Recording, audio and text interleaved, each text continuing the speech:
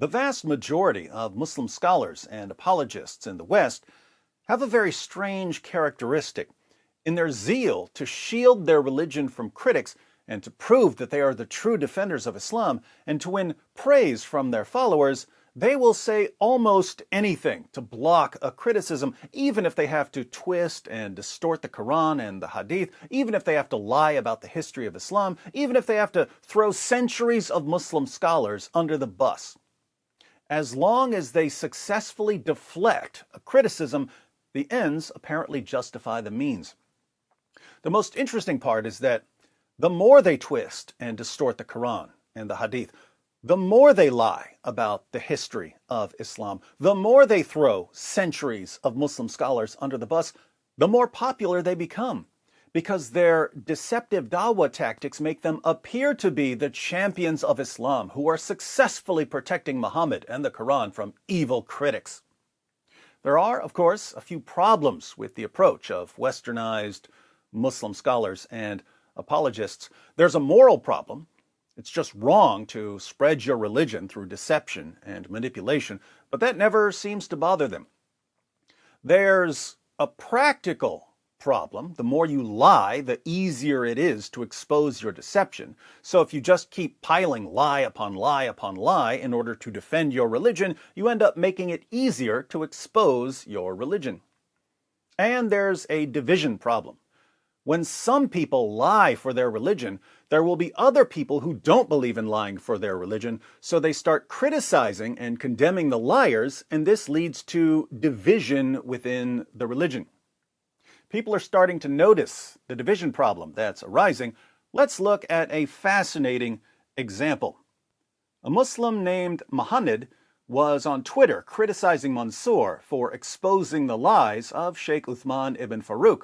Muhammad said, "The fact that you think it's okay to make threads against someone that has dedicated his life to spreading Islam," that's Sheikh Uthman, "and side with someone whose life mission is to spread lies and misinformation about Islam, supposedly me, says enough about what your intentions are." That's when Basil stepped in and replied, "Are you seriously defending Uthman over the truth? Is he your daddy? I mean, even if he was, you don't have to put him over the truth. What's wrong with you people? The Jahiliyyah is over. Get over it. If you want to defend Uthman, you need to make him stop lying. That's the only way you can defend him. Talk to him and say, Uthman, stop lying to Muslims. Stop lying. Stop lying. And he will block you because he doesn't want to stop.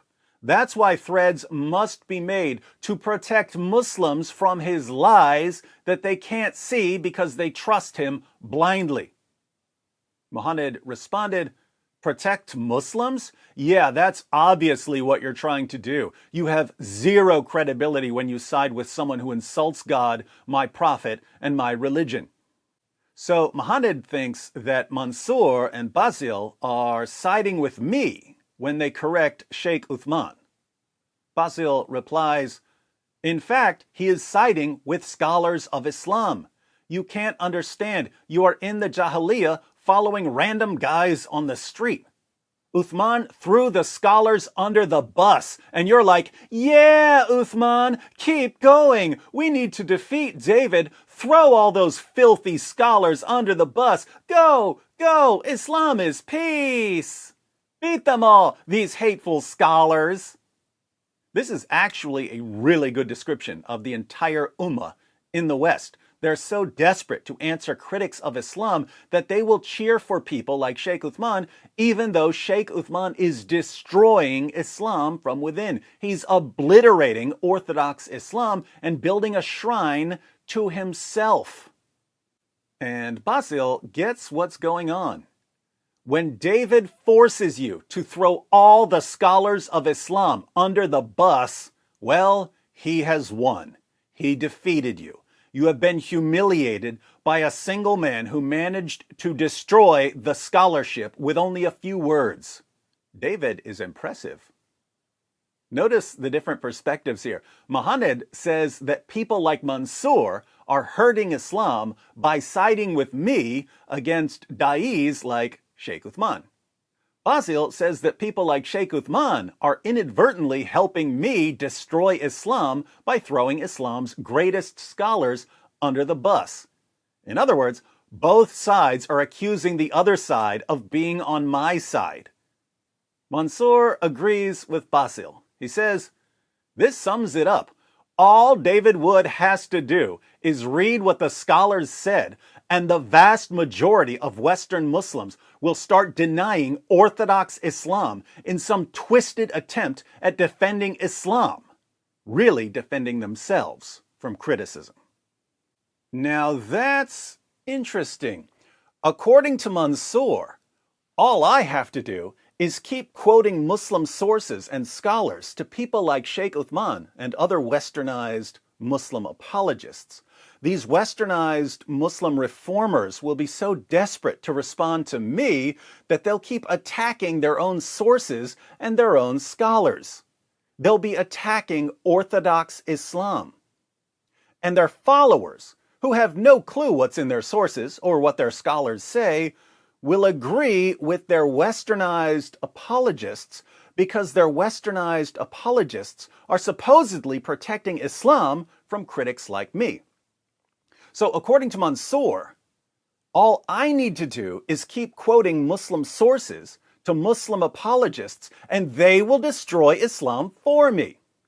Then, of course, the true defenders of Islam, the non-westernized Muslims who don't want Islam to be corrupted by reformers, are going to have to defend Orthodox Islam from the reinterpretations of the reformers by exposing the lies of the reformers.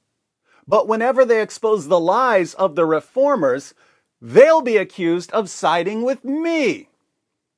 In the end, the entire ummah will be nothing but endless division. And as Jesus said, a house divided against itself cannot stand. Interesting perspective, Mansour. But tell me, what can Muslims in the West do to stop this descent into chaos? Oh, absolutely nothing? It just backfired on you. It just backfired on you. This is a part of our religion. There's a reason to it. Yeah?